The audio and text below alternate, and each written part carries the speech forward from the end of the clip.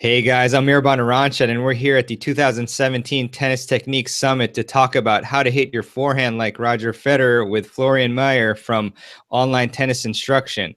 Florian's a great guy. He's produced a ton of amazing videos online on his website at onlinetенниsinstruction.com, and he has also a great YouTube channel, which I really highly encourage you to check out. Florian spends a lot of his time coaching some of Germany's top junior players as well as recreational players. And Florian's credentials are many, and they include USPTA certified tennis professional. He's an ACE system certified tennis coach. And he's also a Pat Echeverry certified tennis fitness coach. And Florian's helped thousands of passionate players like you guys drastically improve their game through his in-person coaching and at Online Tennis Instruction.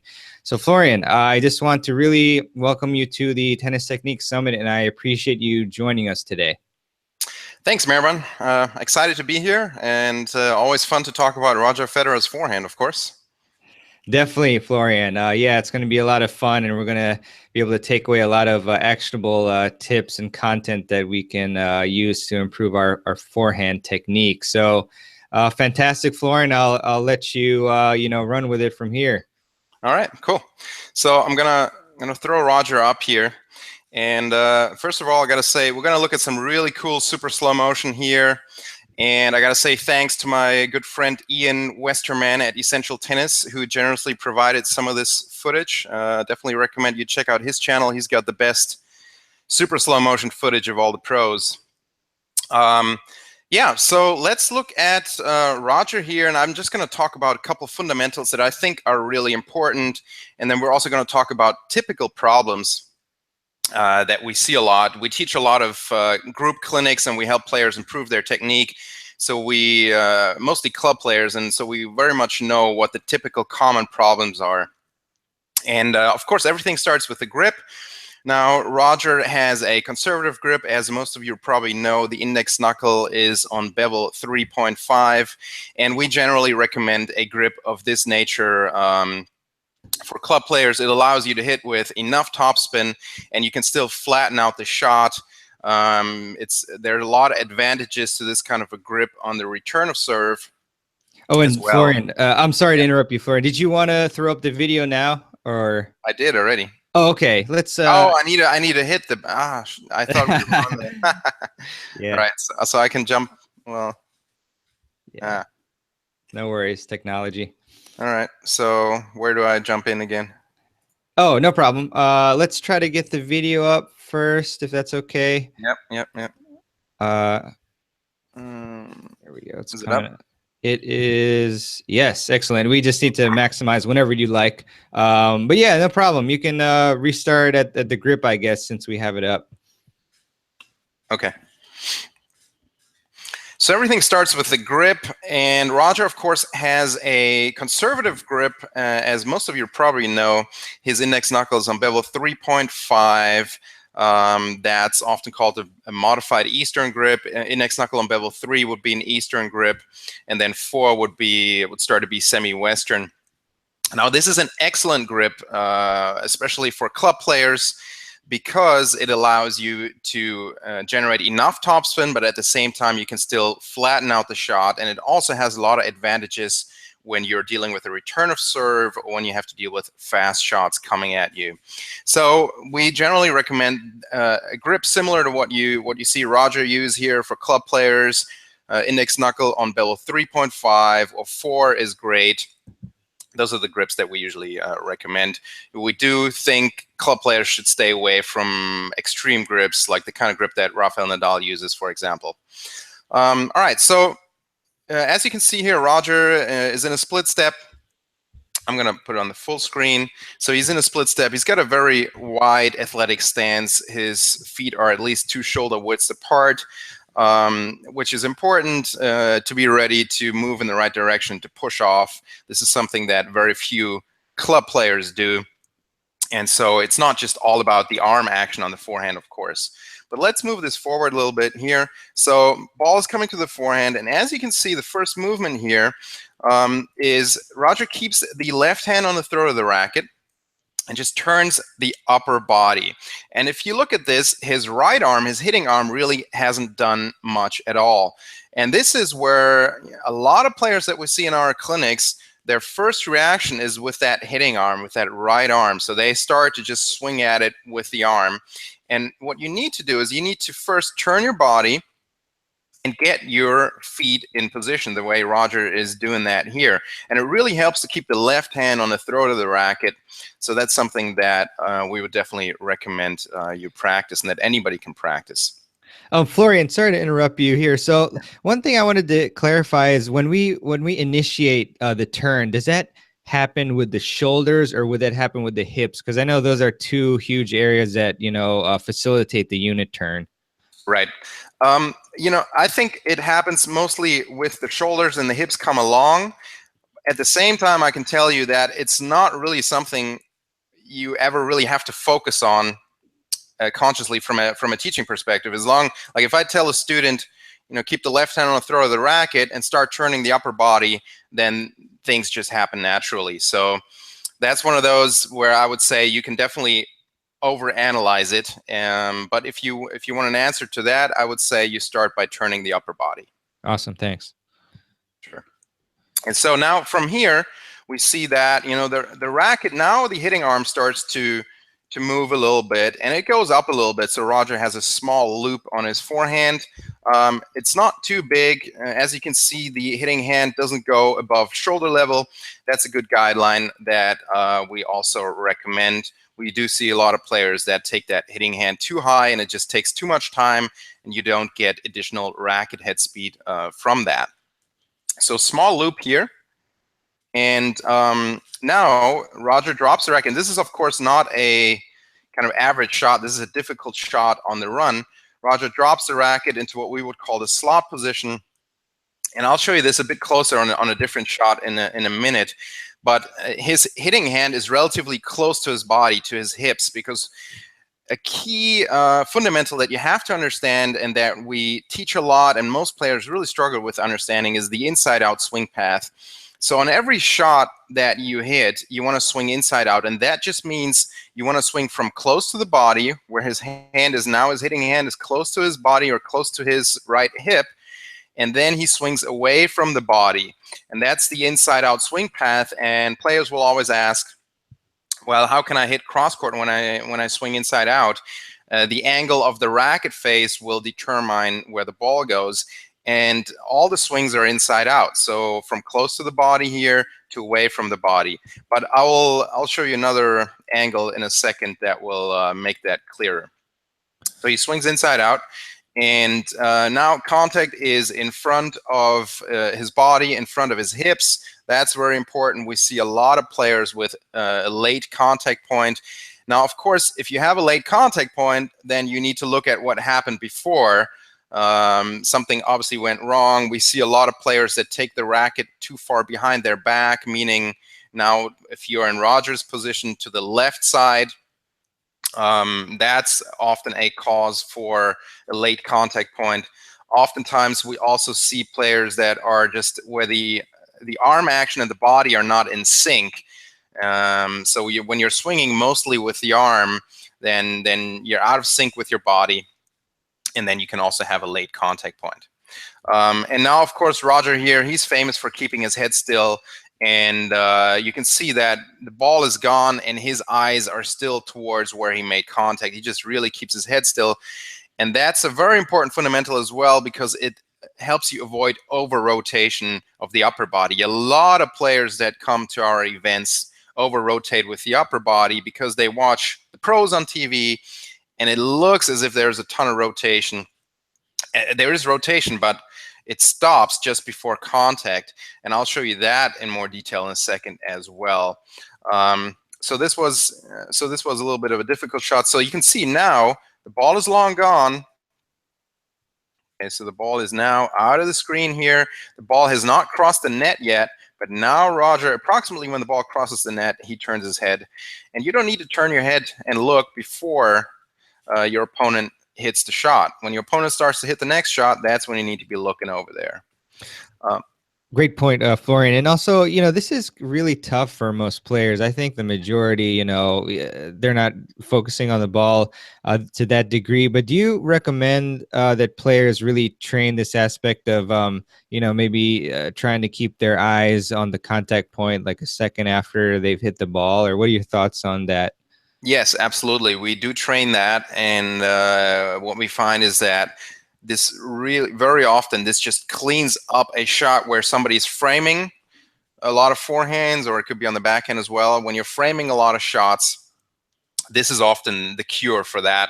And so what we do is we have players just hold the finish position for and count to two in their head before they turn their head to look where the next shot is. And so this is a very unnatural thing for tennis players to do, and that's why a lot of players struggle with this, because we are curious. We want to look and see what happened. And I'm working with some professional players as well, working with an ATP player now on the serve, and it took us a couple of weeks for him to really get this. And now that he is getting this and he's starting to trust this, his serve has just reached a totally different level.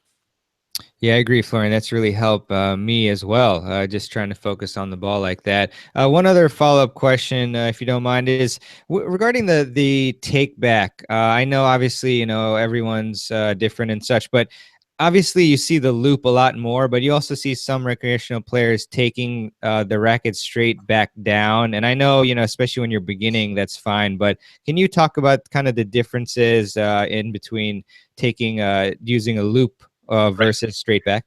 Right. So you lose a little bit of racket head speed, not a ton. So if you don't have that loop and you take the racket straight into what we call the slot position, you lose a little bit of racket head speed, but you can still hit the ball really well. It's not one of the primary power sources. There's what's her name, Kimiko Date, Japanese player. She was #4 in the world. She still competes.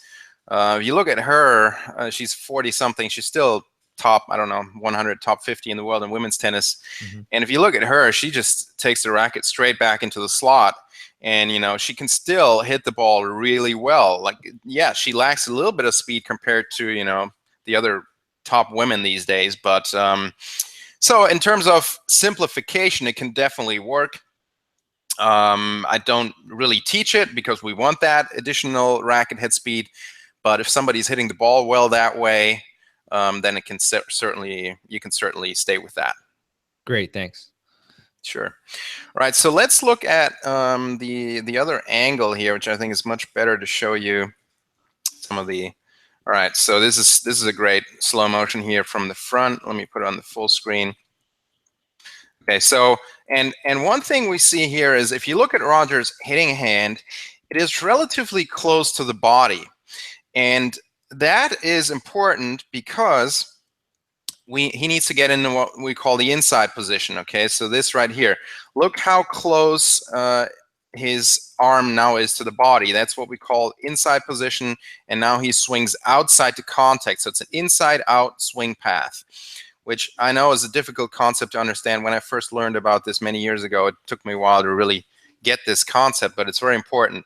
So when we go back to the take back here, it is important, in my opinion, to not take that right arm too far away from your body, because then it takes more time and becomes more difficult to get into that inside position.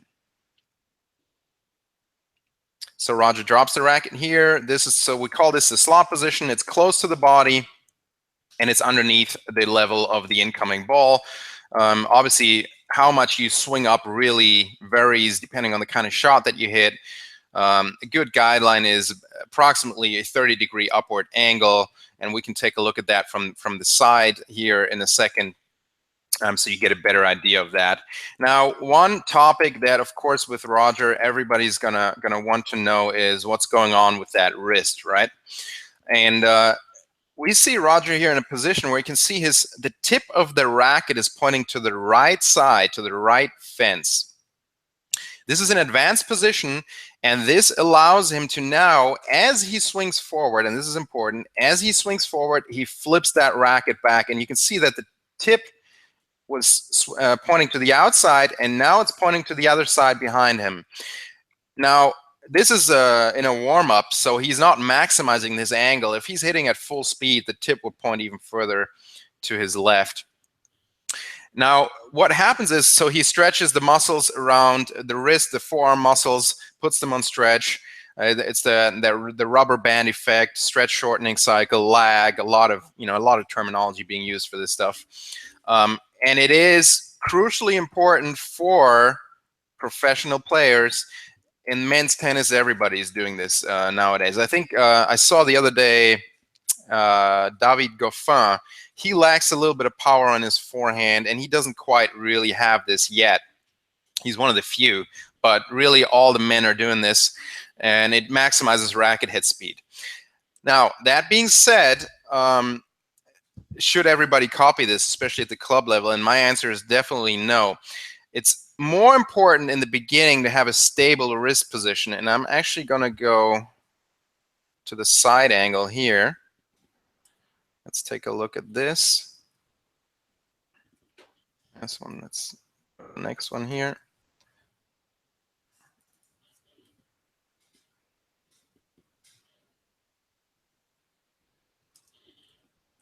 In tennis, it's all about contact. You got to get contact right. What happens around contact? Okay, so you need this angle, this laid back wrist. You need the strings to point to the target, and you need to swing on the right swing path.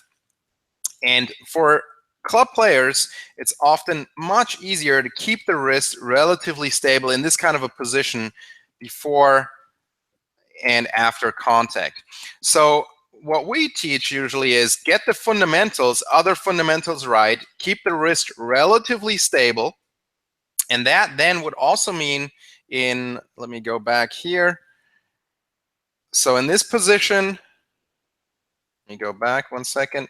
So instead of having the tip of the racket point to the right side, on a more intermediate level, players will have the tip of the racket point to the back fence, and then you kind of keep that angle. It's not stiff and it's not rigid, but it's relatively stable.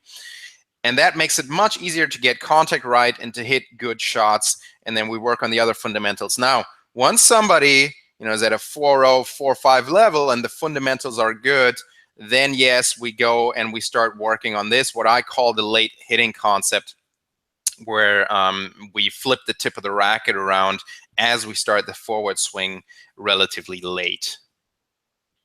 Gotcha, Florian. And so can we talk about when the contact point will differ and what we can do if we're in the compromised positions, because of fast shots or out of reach shots? Right. So when the way we teach, it's about the fundamentals, getting that right, and then the adaptations to different kinds of situations become easy. In my opinion, this idea that every shot is different is really a myth. When you look at Roger's forehand, I see the same fundamentals that he uses in all these situations. We see him swing inside out. We see him keep his head still. We see him use his body, rotating the upper body, and so forth. And so the fundamentals are always the same. And then when you get the fundamentals right, the adaptations become relatively easy. So that's the kind of philosophy that I have there. Gotcha. That's great. So let's do this. Let's look at this side angle again. And I think here's another very important point. So looking at it from the side angle, you see the left hand is on the throat of the racket. We see that small loop here. The things that we discussed, tip is now pointing to the outside. That's that advanced movement. And so in tennis, what we want to do to generate racket head speed, we have the kinetic chain, and we uncoil from the ground up. And what we see here is, look at Roger's shoulders, his upper body.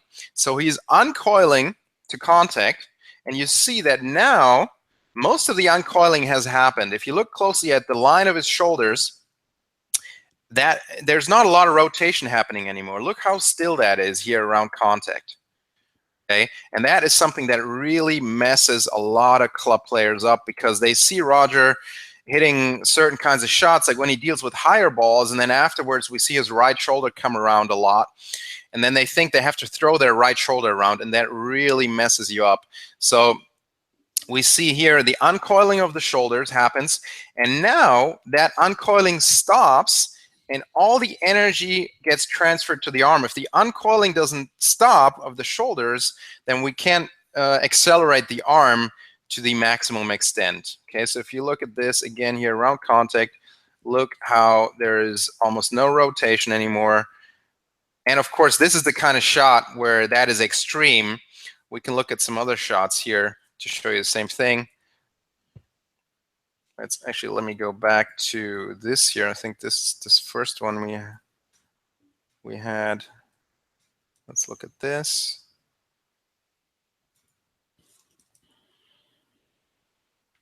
So this is I think this is a more neutral shot. So we see semi-open stance. Now we see the uncoiling. And look at this again. There's very little rotation in the upper body around contact here. That happened, the uncoiling happened before the ball goes. And look, now that right shoulder comes around, but around contact, there's very little of that. Yeah, I like that, Florian. It's really important, again, to just notate how, there's not as much rotation as it may seem with the body. So that's great. I'm going to grab my power cord real quick, but please continue. Okay. And all right, so now going back here actually to this shot here, I think it's important to look at this. This is the advanced movement that we talked about with the tip of the racket and flipping around. What happens is that in this kind of a situation, Roger cannot use all the power sources that he could on a normal shot. And so you see players like Roger hit these phenomenal shots very fast, a lot of speed on the dead run. And that is only possible if you get this right. So the tip here to the outside, now it's flipping back. He's pre-stretching the muscles in the forearm. And that's how he can really still accelerate a shot like this, where he can't really use some of the power sources like the coiling and uncoiling of the legs and upper body as much as he would in other situations. Awesome. That sounds good. Huh. And so the recovery steps that he took there also, do you mind just going through in general what type of, those steps are technically? Yeah, so let's run through this. So before we look at the recovery, we have to talk about balance. Sure. So Roger, really here, if you look at this, look how upright his upper body remains. He's not leaning. And that's, he stays in difficult situations. High-level players stay in balance. And club players at this point would probably be leaning a lot more to their right with the upper body, and then will be off balance, and then will be much harder to recover. So it starts there. If you just look at how he keeps his upper body so upright and quiet here, it's really impressive. Mm-hmm. So it starts with that. Now, so he ends here, and now he's way out of the court. He needs a crossover step in front here. And again, this is where we see a lot of club players use just shuffle steps. So you want to use these crossover steps to cover bigger distances, and then you use more of a shuffle step to cover smaller distances. And you'll see, like Roger here, for example, now he's setting up for the next forehand, and again, he crosses over in front. This is the kind of movement you will not see club players use very often. And actually, let's look at this here. I think this is a higher bouncing ball.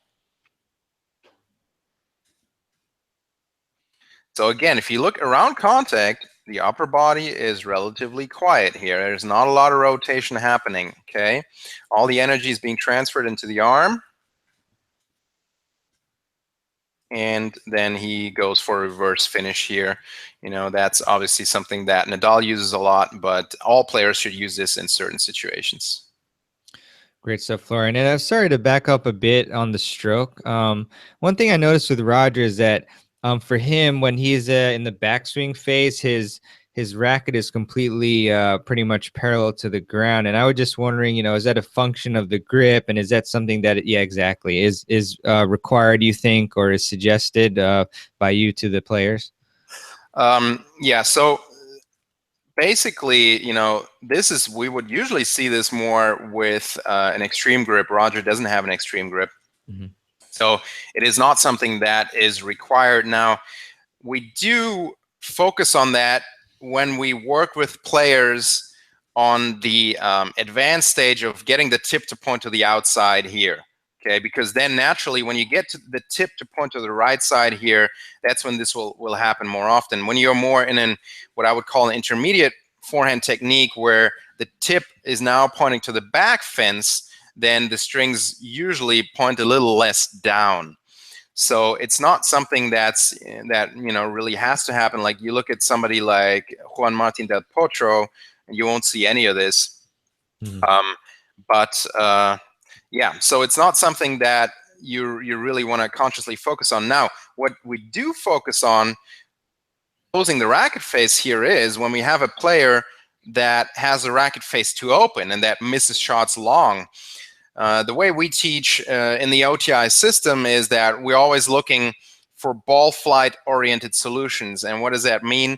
That means I look at somebody's forehand, I look at where they are missing the shot, or what is the ball not doing that we want the ball to do. So for example, if somebody has an open racket face on the backswing and then they come to contact with an open racket face, the balls are going to fly long every time they try to hit the ball hard.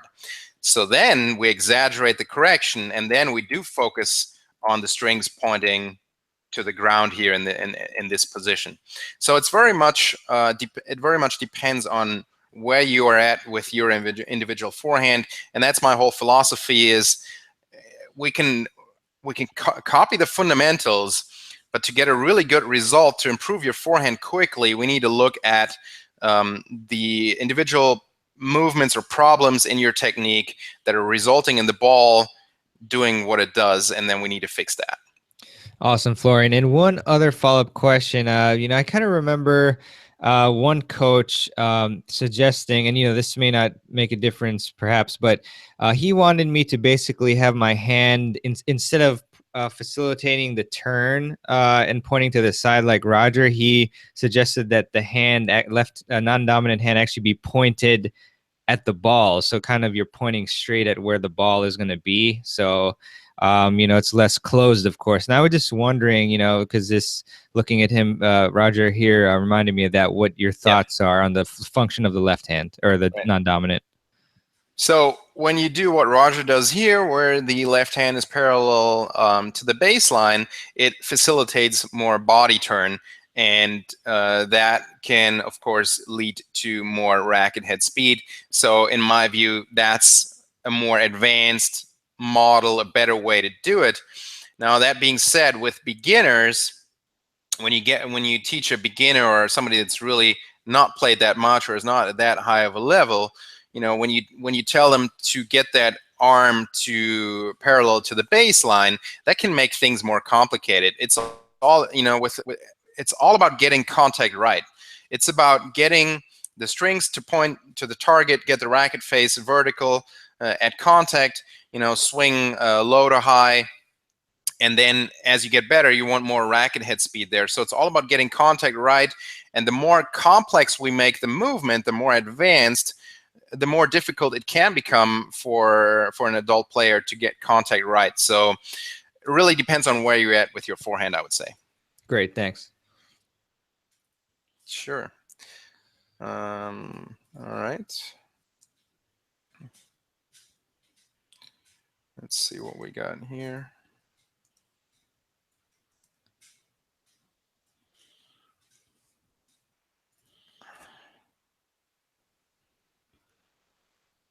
We can edit this anyways, right? So I'm just trying to think what I'm gonna.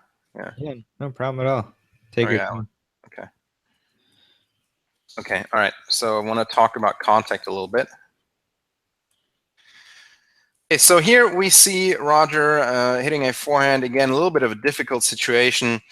One thing that's interesting to look at is if you look at his right leg, look how stable he is on that leg and how much leg strength he has there. And leg strength is just crucial for tennis. So, if you want to play at a high level, you got to develop strong legs. But what I really want to talk about here is contact. So let's look at this here. Really good super slow motion from Essential Tennis. So if we look at contact here, we can see that the racket face is pretty much vertical or straight up and down. And that's what should be the case for most players. Now, I can certainly show you forehands where Roger's racket face is slightly closed, so something like 5 degrees closed as well. That is a result of the incredible amount of racket head speed he has, though. If you have your racket face closed 5 to 10 degrees at contact and you're swinging at a 3.5 player racket head speed, the balls are just going to go in the net. So racket face vertical at contact is the general guideline that's still true here. And we see more and more of these really high-level players, because of the increase in racket head speed, we see them have the racket face closed a few degrees at contact at times. But again, it's all about, and we see that his racket closes here after contact, actually. I'm not sure if he hit this ball 100% clean. Hard to say here. And Florian, sorry. So when the racket head is closed a few degrees, does that pretty much always result in a bit more topspin, or not necessarily? It does result in more topspin, depending on the racket head speed, right? So we want, like, the reason these guys are doing that is because with the amount of racket head speed they have, and when the ball is a little bit higher, if the racket face were vertical at contact, the ball would just fly long. So then they just close it a little bit to make sure the ball still goes in because of the topspin. Gotcha.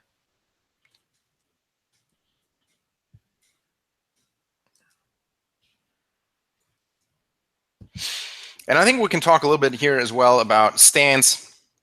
Roger, you'll see him use a lot of neutral stance around the middle of the court. So right here, obviously, this is a short ball. Neutral stance is what we refer to when that left foot is approximately in line in front of that right foot. And that's how we teach fundamentals. When we work with players on fundamentals, we want them to use a lot of neutral stance. Now, with more extreme grips, you're going to see more open stances. And generally speaking, you should be able to use all the stances. You should be able to use a neutral stance in the situation for a neutral stance. You should be able to use a semi-open stance for the right situation, and then a fully open stance, but that's really for emergency situations. So if we look at this right here, that's what I would call fully open, where you see both feet are parallel to the baseline, and that's an emergency situation where Roger decides to use that stance. This one is a bit more semi-open, so the left one is a little bit more in front, and semi-open is what they will use on most of these high bouncing topspin shots that they deal with. So I think most shots that you see pro players hit are going to be with a semi-open stance. And so we teach fundamentals with a neutral stance, and then we move on and let players use a semi-open stance. And the fully open stance, that's one of the big problems we see. The fully open stance, players that use that, they tend to over-rotate with the upper body, because it does easily lead you to over-rotating, and then you start to frame shots, and the energy of the racket is just not going in the right direction. So here again, Roger, in the middle of the court, you'll see him use this kind of a neutral stance a lot. Gotcha. And one other interesting thing that I guess hopefully is interesting to the audience is the the short ball footwork. So I mean, some players you might see they'll hop through it or walk through it. Others will run up to the ball and then stop and hit it and then continue to run. Is there a general guideline that you might have for us on short ball footwork? Yeah. So generally, we want a short ball. We want to treat it as an approach shot. So instead of going there and thinking, okay, I'm going to hit a winner, you want to hit a high percentage aggressive shot to a big target, and then you want to come in and you put pressure on your opponent. You're in a good position up at the net, and then most likely your opponent is going to miss, or you have an easy volley. So with that in mind, it doesn't make a lot of sense to set up in an open stance and try to hit a big forehand and then come in afterwards, because you're not going to be close enough. You're not going to be in a good volleying position. So you're going to be behind the service line when the ball comes back, and you can't cover the angles that way. So what we recommend is, usually the front foot hop. So you hop off of that left foot, but the whole idea is to move through the approach shot, move through on that short ball. Don't stop. And there are different ways to do that. Sometimes you can have players that will set up in a really kind of open stance with the right leg to the outside and then step through with the left leg as they hit, or you use that front foot hop on the left leg, or you just bring the right leg around. The important part is to think, move through that shot, keep moving forward, and don't try to hit a winner. Hit a high percentage aggressive shot, and then get in a good position up at the net. Wonderful. Appreciate that. Sure. And then I think, the last thing maybe to talk about here is the finish position, because there is, of course, a lot of confusion with that as well. A lot of people talking about the windshield wiper forehand, that sort of stuff. So if we look at Roger here hitting a very basic shot in a warm-up, take a look right here where his hand comes out. His hand comes out at around eye level, and that's what we would call a high finish. And a lot of players have that misconception that the finish is somewhere around the hip, and that's just almost never the case. That can maybe be the case when you're really trying to hit a short angle. But again, that's not the base model. You always want to work on the fundamentals, and then the other things, the adaptations, become easy. So, looking at Roger here, that hand comes out about shoulder or eye level. It's a high finish, and that's really what we think club players should focus on. And if we let's look at this shot right here. Again, he's moving a little bit into the corner. It's a difficult shot. So he's going to increase the upward angle again. See, around eye level, the hand was around eye level. And then that reverse finish that Nadal uses, and that you also see Roger use, that really does increase, again, the upward angle, gives you more topspin. Let's look at this right here. Here the hand is above his head. So, don't try to finish by your left hip as so many players do. Great, Florian. That's a really important point. I appreciate that. And, I think, and correct me if I'm wrong, that, a lot of times what people see is the very end of the finish. So, I mean, a lot of times the players are accelerating very fast, of course, and then they go up to their shoulder, eye level, and then at the very end, the racket is by their hip and such. And then that's what players mistakenly want to copy. Exactly. And that for these guys, that just happens because they have so much racket head speed. If you don't have so much racket head speed, you don't even need to end up there. You can just end up at eye level or shoulder or wherever, depending on the situation. And when you have the kind of racket head speed that these guys have, then you probably don't need to watch this video. Yeah, well, I think we all have to watch this one, and this is just amazing. And obviously, thanks a lot to Ian Westerman and Essential Tennis for the really fantastic video, and to you for showing it as well. If a couple perhaps follow-up questions for you. You talked about this a little bit in the beginning, but what are a couple of really the biggest mistakes that amateurs consistently are making on the forehand that we just want to make clear to the audience? Yeah, so if we go from the beginning of the motion here, so in the beginning, the big thing that we see is that players, it's all about the arm. The ball comes to their forehand, and it's all about that right hitting arm. And if you look at the pros, the right hitting arm doesn't really do anything until pretty late. What happens really is with the hitting arm for the pros, they just get it into this position, called the slot position right here.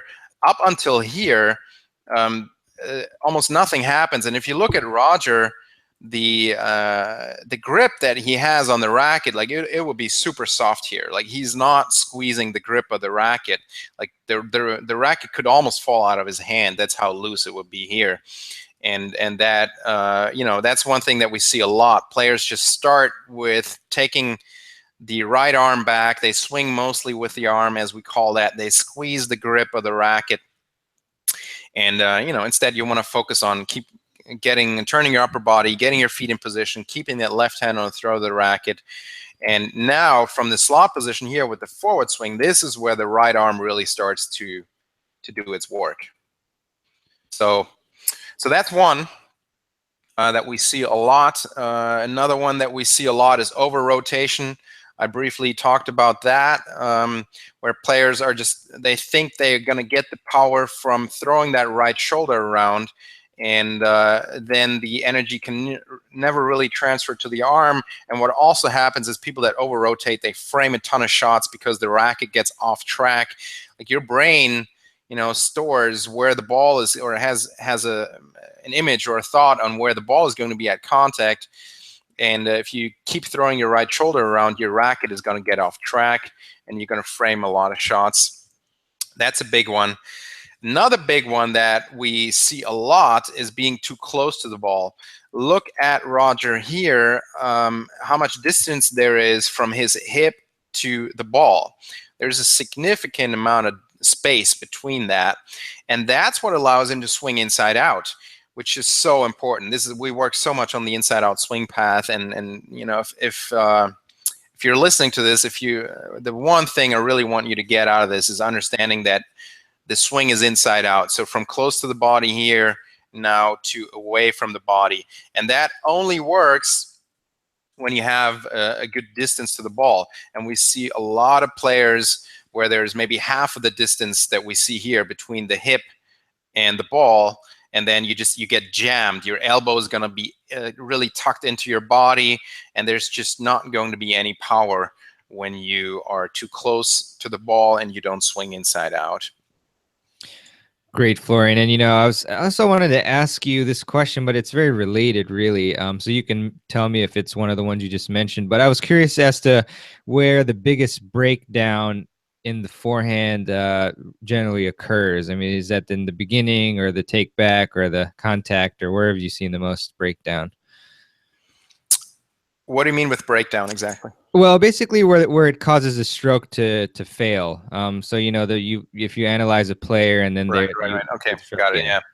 So if you get in this position right here with the right distance to the ball, it's hard to mess the shot up. So we do, most of the mistakes happen before this. So you're either moving your right arm incorrectly. We see the racket face opening up. We see the elbow in incorrect positions. We see the wrong distance to the ball. We see too much rotation early on. We see a lot of things. But if you get into this position, if you're here in the right positions, it's difficult to actually miss the shot. So a lot happens before. Gotcha. That's perfect. Also, Florian, what's one big myth about the forehand that you hear that you'd like to dispel for the audience? Well, I think the biggest myth is that the whole windshield wiper action, like it's all physics. Like look at this right here. What happens around contact? Where does the racket move? The racket moves low to high, and it moves forward.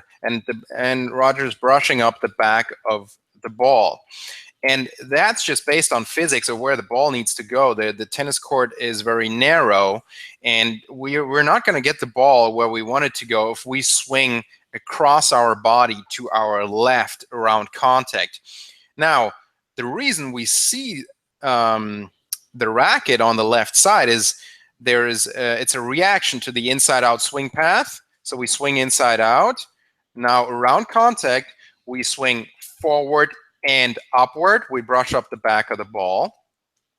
And then as a natural release afterwards, we see the racket moving over here to the left side. And then, we can show you shots from Roger where it looks more like a windshield wiper. This doesn't really look like a windshield wiper. But again, if you get this right here, if you swing inside out, if you get in the right positions, and now you swing forward and upward here, naturally the racket will release to where it should release. So then you know, some shots you end up with something that looks more like a windshield wiper. But the biggest myth, in my opinion, is players trying to create topspin by swinging to the left across their body. Yeah, that's perfect, Florian. And you know, I can speak from personal experience. The few times I've tried, you know, some sort of extreme angle, which made me just swing completely across it, it always went in the net, or, you know. So definitely stick to the fundamentals, like Florian said, very well. And so also, just what is the biggest thing? And you know, you mentioned the inside to out, but what's the biggest thing that we should just take away from Federer's forehand technique, in your opinion? That it's all about fundamentals. Mm-hmm. That's really, you know, that's really what it is. And you know, we can talk about things also like, yeah, Roger has, if we look at contact here, Roger has, you'll see a straight hitting arm at contact, right? Or almost straight. And you know, most players, like even 98% of all professional tennis players, don't hit with a straight arm. And then we can talk about, and you know, there's some biomechanical research being done about, you know, whether or not this generates just a little bit more racket head speed than the bent arm position that most players have. But to me, that's really not interesting, because that's not a fundamental. That's not what gets players to, you know, hit the ball well at the club level. They, you know, that's the fundamentals are going to get there, and Roger has all the fundamentals in place. Perfect stuff, Florian. So I guess perhaps if you know, you could give one actionable piece of advice to the audience, you know, tip that they should do, you know, right after this interview, to improve their forehand technique. Well, what I would recommend is get yourself on video. So you can use your iPhone and you can record a video. We use an app called Coach's Eye that just costs a couple bucks in the App Store. And get yourself on video, because without video, it's impossible to really have an idea of what's going on with your forehand. And so tip number one will be get yourself on video. You can get somebody else to just hold the iPhone for you, or you can buy a little stand for it for 20, 30 bucks on Amazon as well. Get yourself on video. And then the one concept that I would really encourage people to look at is the inside-out swing path, and to see if they have, if they get into the slot position close to the body, and if they swing away from the body with that inside-out swing path. And a good way to work on this, and this is anybody can do this, go out on the court, take a bucket of balls, and set up in the backhand corner and hit inside-out forehands. And that's gonna help you develop that inside-out swing path that you're gonna need on all your shots, even if you hit cross court or down the line. And so if somebody hits really good inside-out forehands, they almost always can also hit really good cross-court forehands or down the line forehands.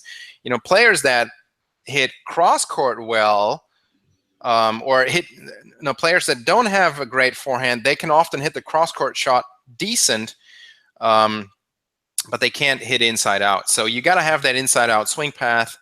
And lastly, maybe also grips are important. So if you have one of these really extreme grips, at the club level, it's really hard. At lower racket heads, with lower racket head speed, it's difficult to make an extreme grip work.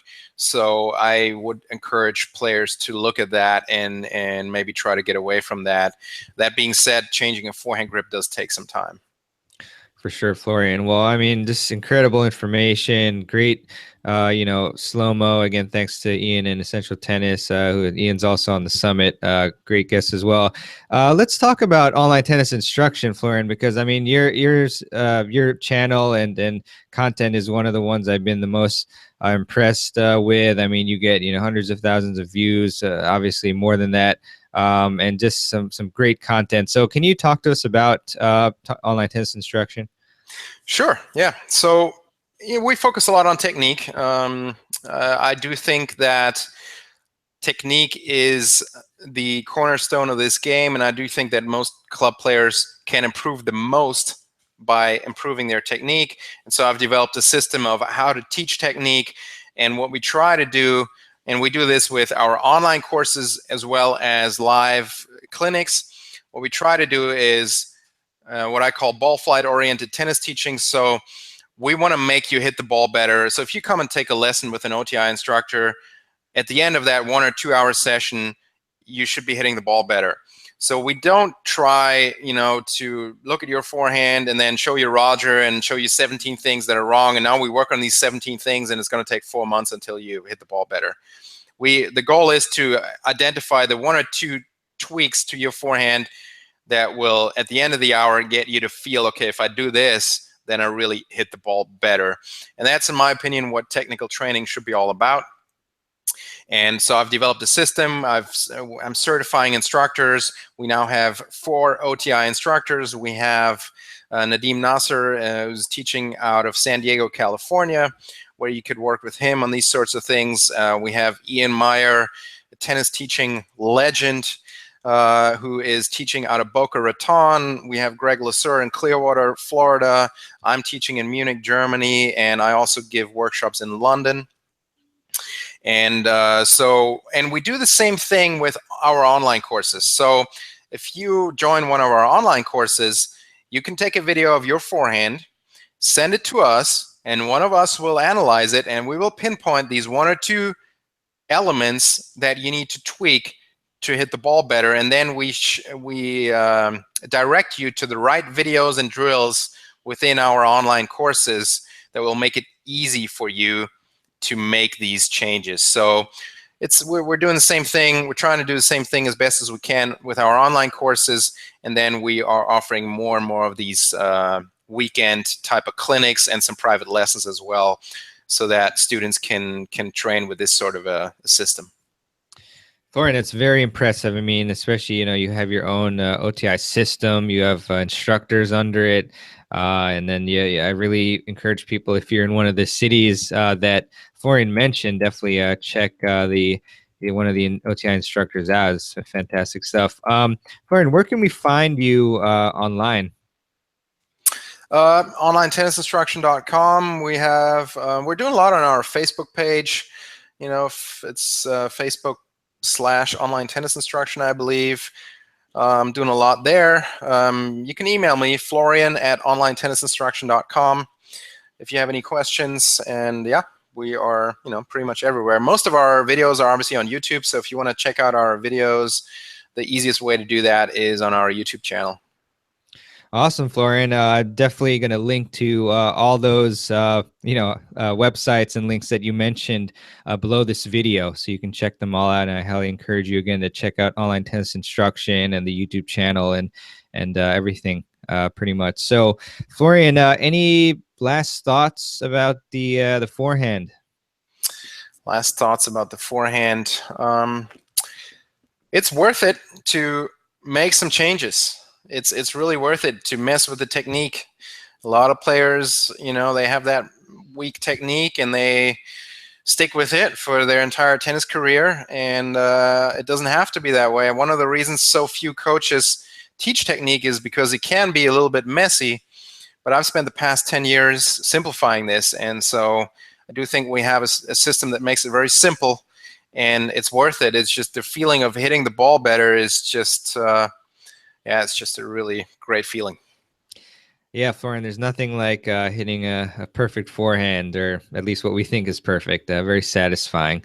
Florian, I can't thank you enough for the fantastic presentation and answers to all our questions. Really enjoyed this one, and I encourage you all to really just try to implement at least one of these pieces of advice here that Florian gave us today, and to see how it works. And just feel free to email, one of us or both of us about your improvement.